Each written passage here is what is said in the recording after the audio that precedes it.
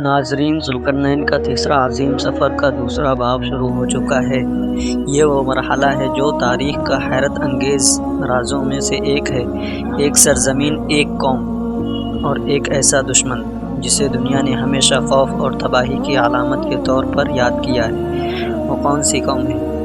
یاجوج ماجوج۔ اور آج ہم چلیں گے اس لمحے تک جب ذوالقرنین نے دو پہاڑوں کے درمیان پہنچی قوم کے سامنے کھڑے تھے، ایک ایسی قوم جس کے چہروں پر فقط خوف لکھا تھا۔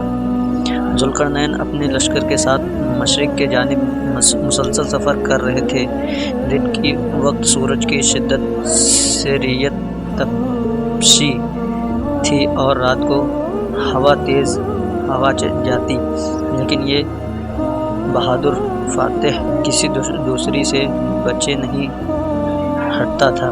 ایک دن پہاڑوں کے سمت سفر کرتے ہوئے آسمان پر عجیب سی گرج بحری۔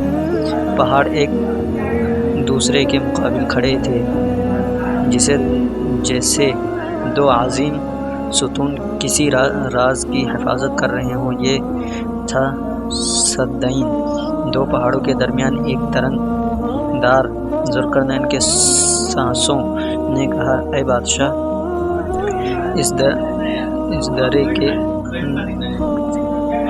اس دور کے اندر ایک کمزور قوم آباد ہے۔ یہ لوگ عجیب و غریب زبان بولتے ہیں اور کچھ ہی فاصلے پر ایک وحشی گروہ رہتا ہے جس سے یہ انتہائی خوف زدہ ہیں۔ ذوالقرنین نے فرمایا، چلو دیکھتے ہیں کہ یہ قوم کس آزمائش میں گرفتار ہے۔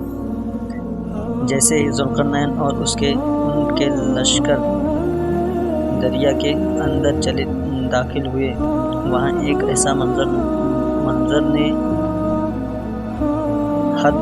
دل کو ہلا دیا۔ چھوٹے چھوٹے گھر گھاس اور لکڑی سے بنے ہوئے،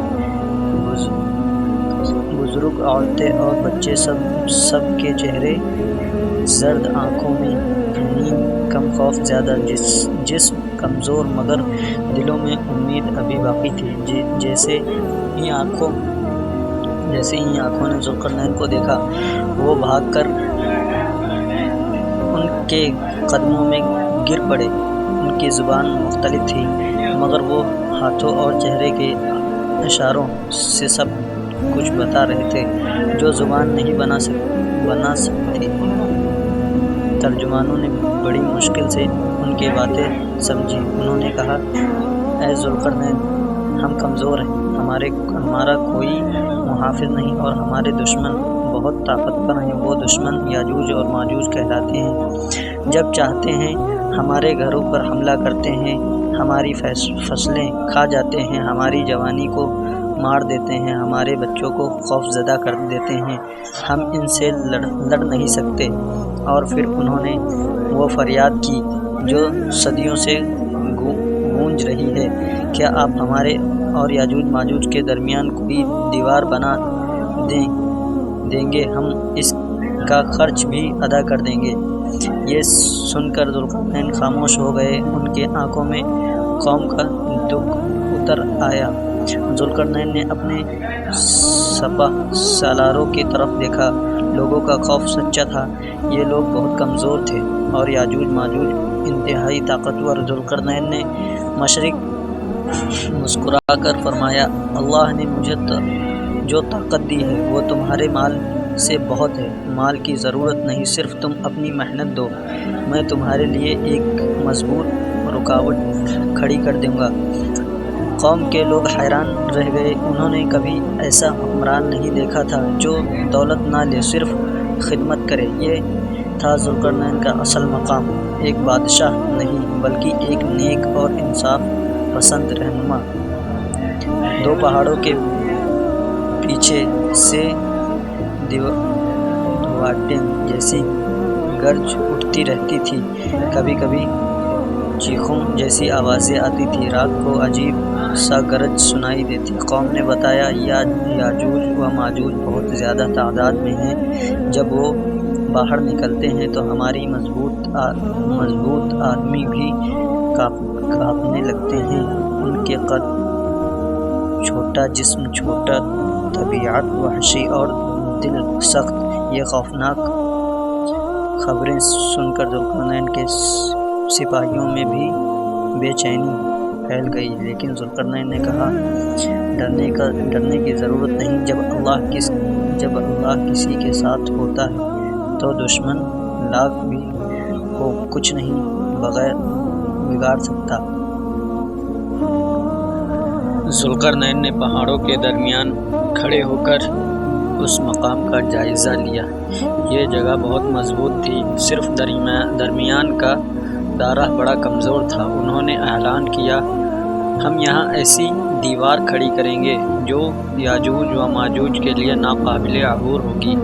پھر انہوں نے قوم کو حکم دیا، لوہے کے بڑے بڑے ٹکٹے جمع کرو، لکڑی، پتھر، کوئلہ سب لے آؤ، پہاڑوں کے درمیان جگہ مضبوط کرو۔ یہ کام آسان نہیں تھا، لیکن جب کسی قوم کے دل میں امید جاگتی ہے تو وہ ناممکن کو بھی ممکن بنا دیتی ہے۔ مرد، عورتیں، بچے سب اس عظیم کام میں لگ گئے۔ پہاڑ گونجنے لگے، لوہے کے گرجنے کی آوازیں، آگ کے لپٹ اور لوگوں کے قدموں کی دھمک سب مل کر تاریخ کا ایک عظیم منظر بنا تھا۔ ذوالقرنین نے حکم دیا، لوہے کی ٹکٹوں کو دھرے میں ترتیب سے جماؤ۔ پہلے دن صرف بنیاد رکھی گئی، دوسرے دن لوہے کے قطاریں چڑھائی گئیں، تیسرے دن آگ جلائی گئی۔ آگ اتنی تیز تھی کہ اس کی گرمی درے کے باہر تک محسوس ہو رہی تھی۔ لوہا راہ بغلتے لوہے میں ہتھوڑے مار رہے تھے، جیسے وہ مستقبل کو شکل دے رہے ہوں۔ جب لوہا سرخ انگارہ بن گیا تو ذوالقرنین نے کہا، اب لاؤ پگھلاؤ تانبا لا کر اوپر بھایا گیا۔ تانبا لوہے کے تہوی کے اندر داخل ہوتا گیا اور جم کر ایک فولادی قفل جیسی دیوار بن گئی۔ چند دنوں میں پہاڑ جڑ گیا، دائرہ بند ہو گیا۔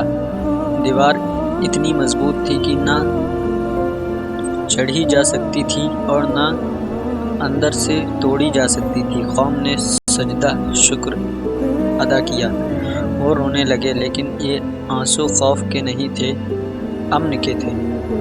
قوم نے خوش ہو کر کہا، اے ہمارے بادشاہ، اب یاجوج و ماجوج کبھی نہیں نکل سکتے ہیں۔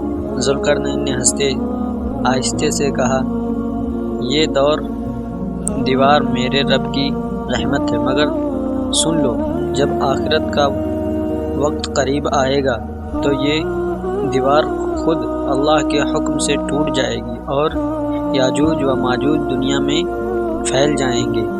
یہ صرف تعمیر نہیں تھی بلکہ قیامت کی نشانی تھی۔